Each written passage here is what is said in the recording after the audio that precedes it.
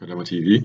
Kadama asaba ku buyambi bwammwe abakyala abaali bafunyeko obulumi nga buno bagenda okubeera nga atunnyonnyola.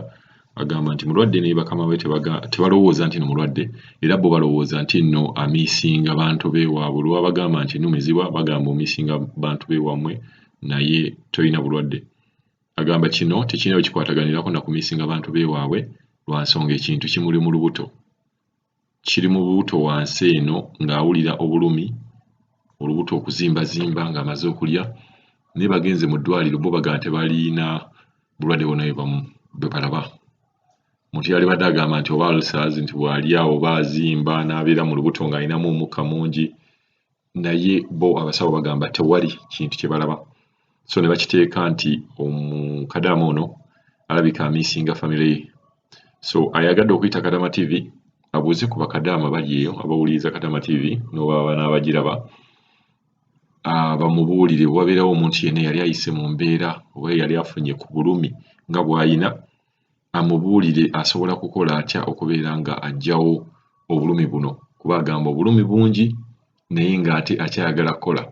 Alaba nga talina kye yakoze Uganda, tayagala kuddayo, naye ate alina okusevinga obulamu bwe okubeera nga asobola okubeera nga moving on. So ayagala kubeera nga bwe wabeerayo Kadama yenna amanyi ku ddagala oba amanyi ng'ekintu ky'ayinza okubeera ng'akozesa aggyewo obulumi buno, asobole okubeera nga amubuulira. Mr. Kadama TV, kansuubira nti oli bulungi. Njagala mbadde nsaba mukwano nga nsaba ku buyambi ku bawala bannange, kuba kino ndaba nga kimpitiriddeko. Oba nga waliyo eyali ayiseemu ku mbeera eno, mbadde nsaba annyambeko. Ekisooka, obulumi bwempitamu, twagenda mu ddwaliro nga ku luli we nannyonnyola, ne bagamba nti tewali kinnuma, ne basangamu mbu ndina infection ne tutreatinga paka nakati eyiseewo ndowooza something like 1 month nga ndi ku ddagala, tewali njawulo yonna. Kati obulumi bwe ndi kuwulira, mpulira obulumi mu left side naye nga wansi nnyo wansi wano nga kuno abaana aba ku ovary yange ya left yempulira obulumi, ne ngenda paka eno ku back pain, kuba bakebera nti oba nalina kidney problem naye nga si kidney problem. Kati eyo pain eva ku ovary eno, ku side ya ovary, nekidda eno waggulu wansi nnyo ku gundi yange ku back pain. Oluusi eva ku back pain nejja ku ovary, ate wansi wano nga ku gundi yange wano nga wali kumpi olusalosalo lwa lubuto, ne wansi wano ng'omwana w'abeera ng'ali mu lubuto omutwe we gubeera, ekintu kizanyirayo ng'omwana, owulirira ddala ng'ekintu kizanya kibuukabuuka. Naye nga mpulira obulumi most especially ekiro seebaka. Emisana wano mbuzaabuzamuko n'okukola, naye ekiro nga ngenze kwebaka Mr. Kadama TV mpulira nga nfa.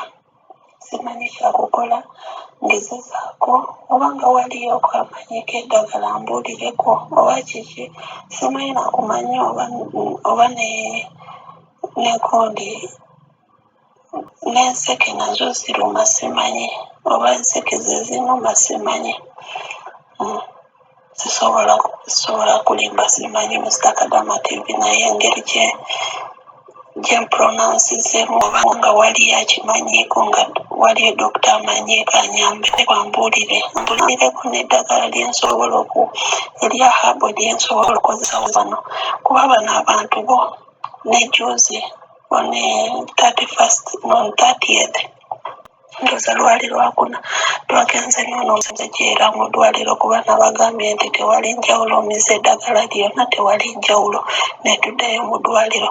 Naye nga dokita akanya kimu nti oli bulungi, tewali kikuluma, naye Mr. Kadama TV nze kenyini nze manye kyempitamu kuba tewali asobola kumanya obulamu bw'omuntu nga bwayitamu. Omuntu wakugamba nti ali mulwadde naye nga gwokanya kimu nti mulungi, bw'oba oli kumisinga abantu bo.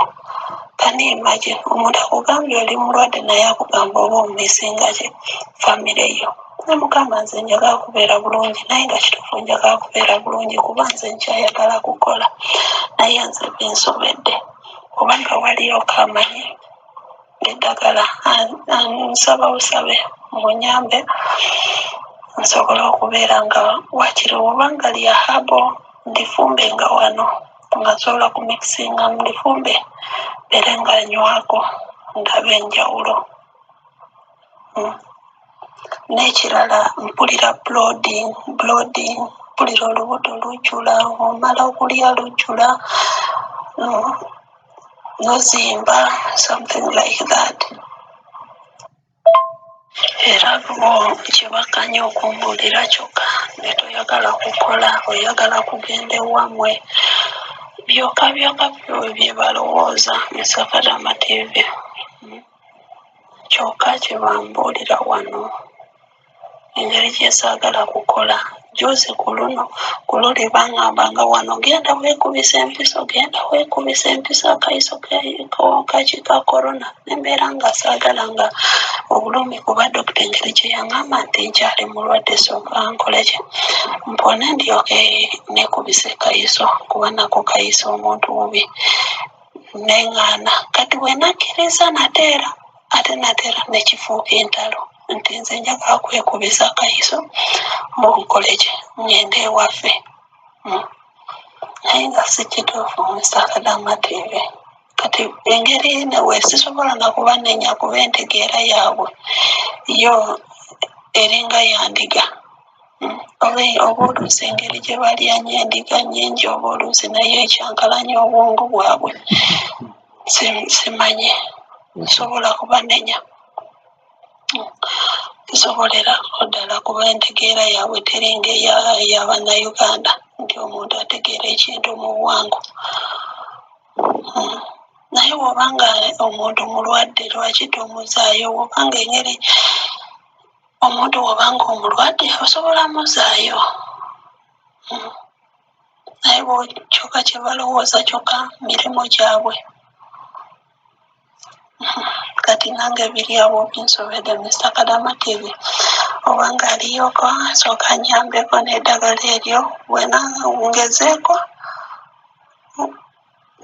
eddagala obanga weeriri wenagezaako nempona obanga siwonye ngenda kulekeraawo okukola banzizeeyo oba banzizaayo wasimanyi kuba ne ofiisi yange yennyini bagiggala gye banjigyayo eriya egundi ejjidda kati ndi Riyadi ate tebasobola kunvuga n'okunvuga kuva wano paka ejjidda mbu banzizaayo mu ofiisi kitegeera era baŋŋamba nti bagiggala kuba yali ayagalayo omukozi omulala ne oli eyamumpa agamba nti ofiisi bagiggala naye nga nange simanyi oba kituufu.